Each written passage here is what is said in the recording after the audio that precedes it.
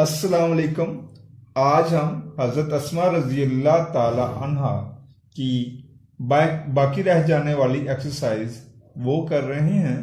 उसमें आज 39 पेज पे एक है टॉपिक जिसका हम कैटाफोरिक रेफरेंस और एनाफोरिक रेफरेंस है।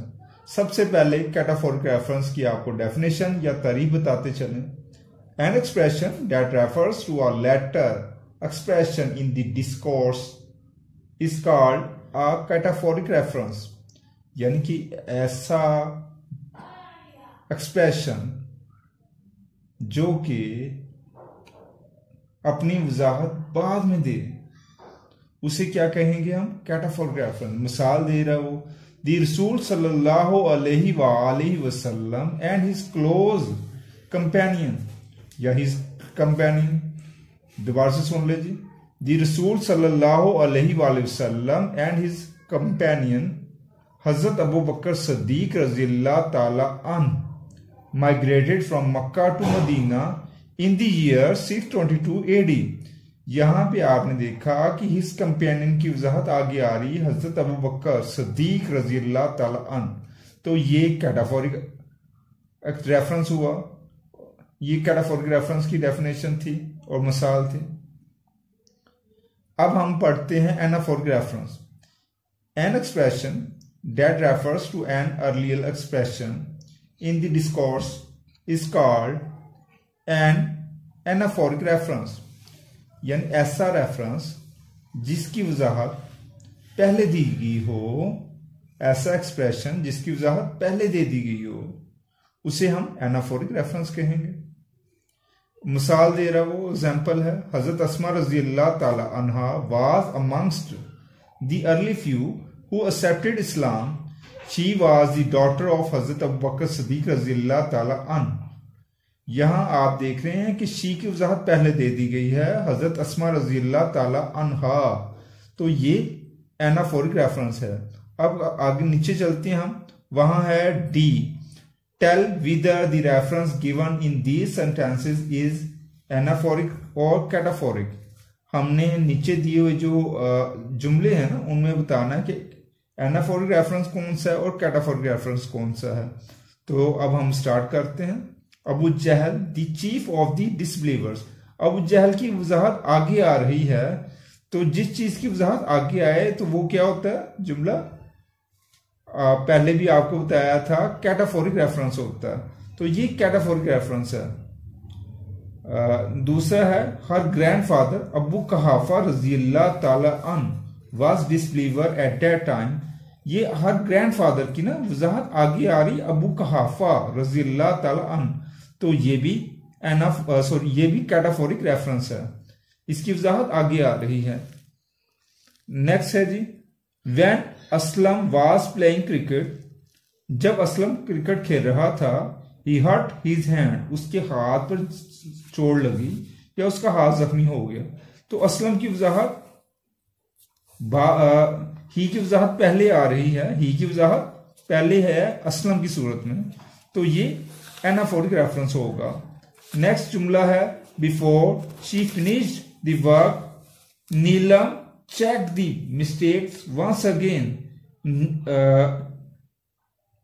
शी की वजाहत हमें आगे मिल रही है नीलम की सूरत में। तो ये कौन सा रेफरेंस होगा? आपको पहले बताया था, जिसकी वजाहत आगे आए उसे हम बोलते हैं कैटाफोरिक रेफरेंस। तो ये कैटाफोरिक रेफरेंस होगा। Anees threw the stone he broke the window. Anees ने पत्थर फेंका, उसने खिड़की तोड़ दी। तो ही की वजाहत पहले आ रही है, जिसकी वजाहत पहले आए ना जुमले में, उसे एनाफोरिक रेफरेंस कहते हैं। नेक्स्ट है जी, when she entered the room Zeba was surprised to see so many guests.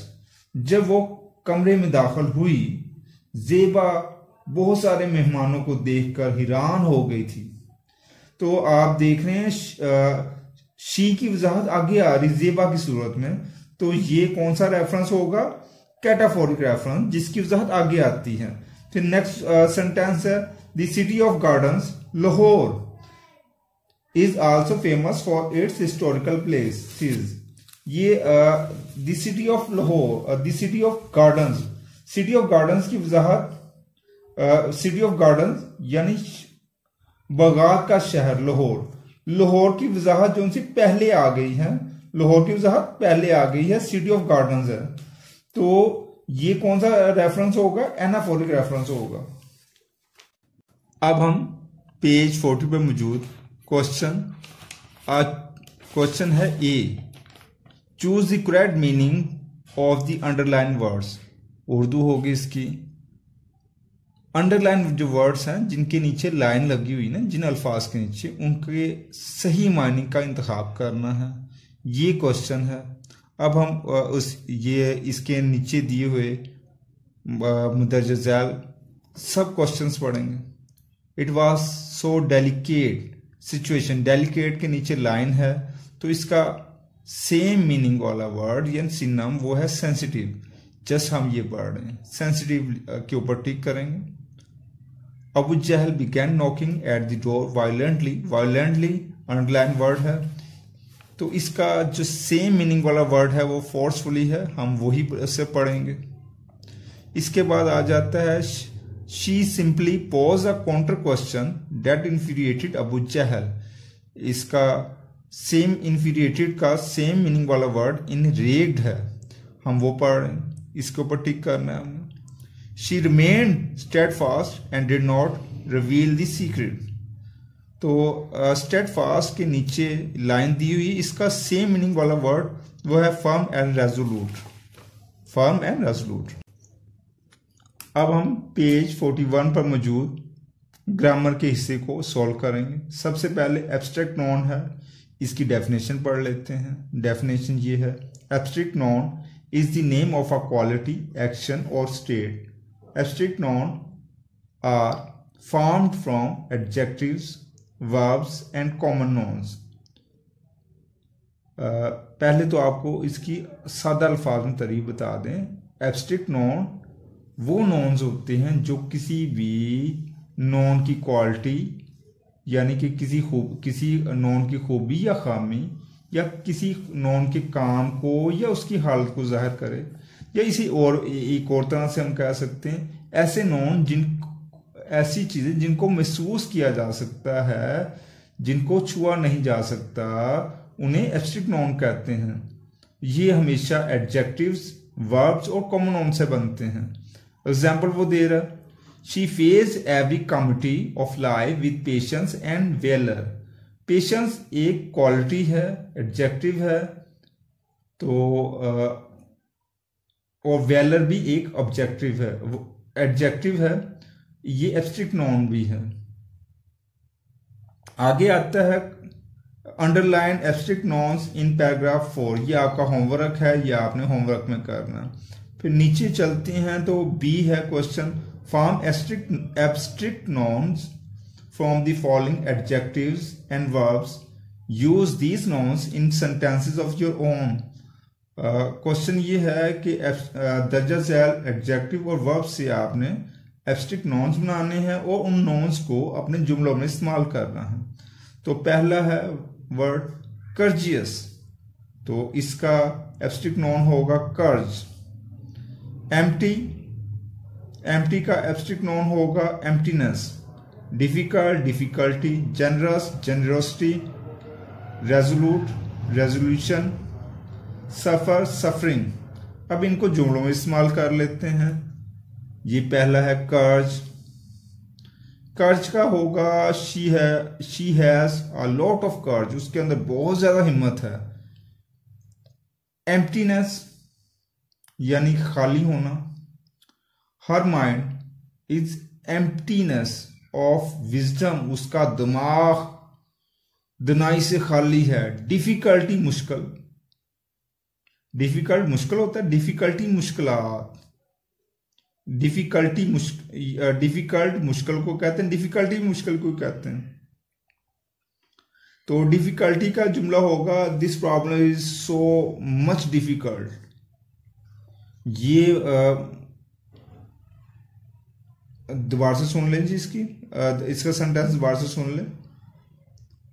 I have faced many difficulties. In my life, मैंने अपनी जिंदगी में बहुत सी मुश्किलात का सामना किया है। Generosity, to give money to poor is the generosity. आगे है रेजोल्यूट, रेजोल्यूट का रेजोल्यूशन है बनता है एब्स्ट्रिक्ट नॉन। एब्स्ट्रिक्ट नॉन का जुमला ये होगा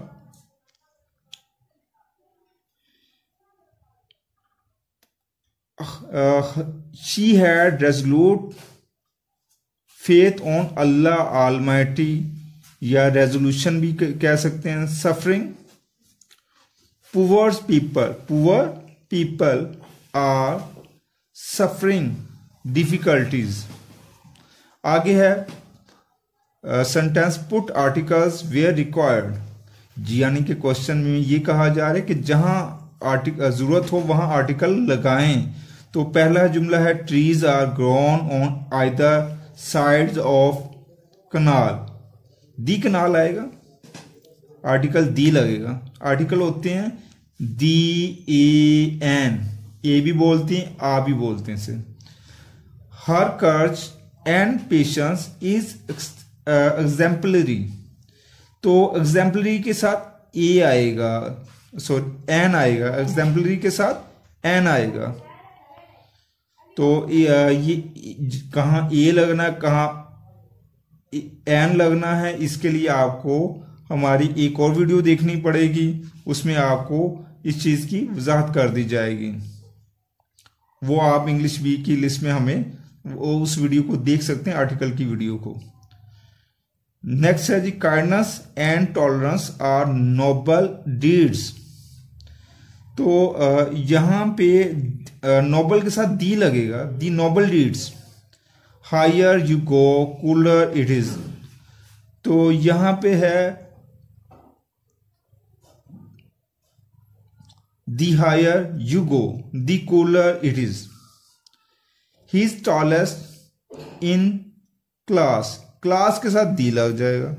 डॉग इज, उस फेथफुल के साथ आ लगेगा। Animal, Indus is largest river in Pakistan, Indus is the largest river in Pakistan. Mount Everest is the biggest, sorry is the highest, mount Everest is the highest peak in world, या दी लगे highest के साथ और दी लगेगा world के साथ। Aliza is most intelligent girl in school. Aliza is the most intelligent girl in the school. Where are books which I bought at a week ago? यहां पे बुक से पहले where are the books, ये लग रहा है article.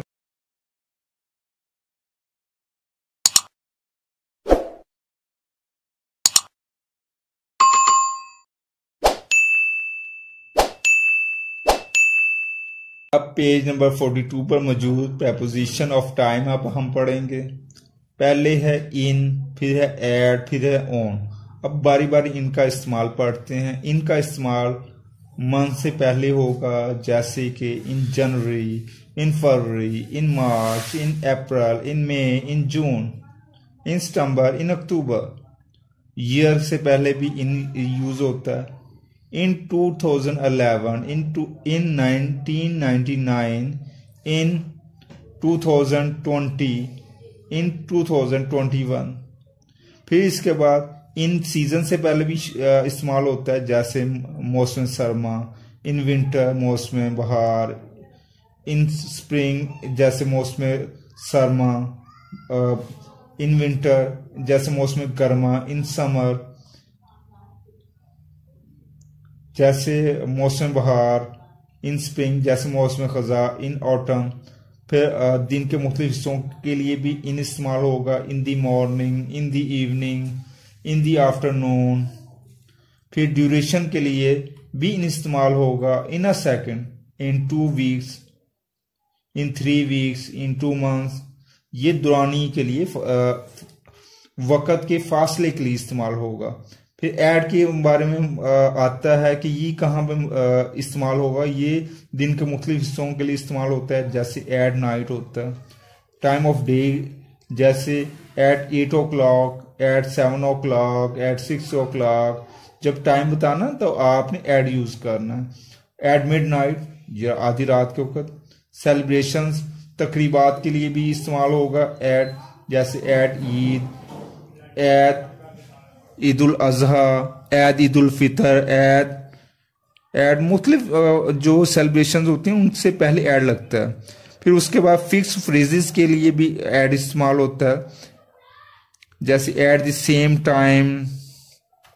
फिर on का यूज बताया जा रहा है। ऑन वीक के मुख्तलिफ दिनों के साथ इस्तेमाल होगा, on Monday, on Tuesday, on Wednesday, on Thursday, on Friday, so on.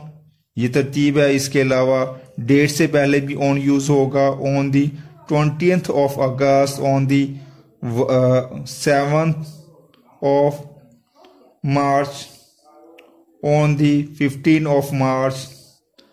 Special holidays के लिए भी इस्तेमाल होगा, ये खास छुट्टियों के लिए ना, जैसे on Iqbal day, on Quaid day, on my birthday.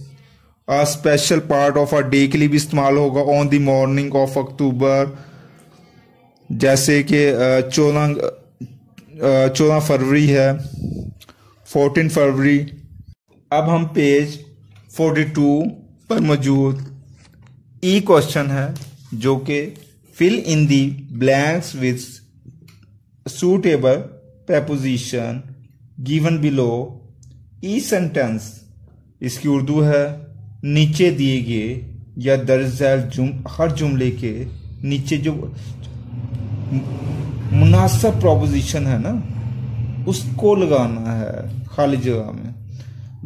जैसा कि पहला हम पार्ट पढ़ते हैं। द रसूल सल्लल्लाहु अलैहि वसल्लम migrated dash Mecca to Medina in 622 AD। ये डैश में आपने पुट करना है फ्रॉम, ये शहर का जिक्र है। फिर आगे आता है part, Abu Jahl dash a fit of fury headed towards हजरत अबू बकर सिद्दीक रजी अल्लाह ताला अन्हुम। यहां पे डैश में इन प्रोपोजिशन इस्तेमाल होगी। He began knocking dash the door violently. Dash में प्रोपोजिशन एड इस्तेमाल होगी, जबकि 4 ऑप्शन मौजूद हैं, एट, ऑन, इनटू, अबाउट, लेकिन हमने एड लगानी है preposition. At this she instantly ran dash a corner of the home. ये डैश में हमने जो प्रोपोजिशन लगानी है वो टू है। वैसे 4 ऑप्शन दिए हैं, इनटू, थ्रू, टू, टूवर्ड्स, लेकिन हमने डैश में टू प्रोपोजिशन लगानी है। She was resolute faith dash Allah almighty. Proposition तो वैसे 4 हैं, लेकिन हमने इन लगानी है। चारों प्रोपोजिशन आप सुन लें। ऑन है, ऑफ, सॉरी पहले है ऑफ, फिर है इन, फिर है एट, टू, लेकिन हमने इन लगानी है प्रोपोजिशन।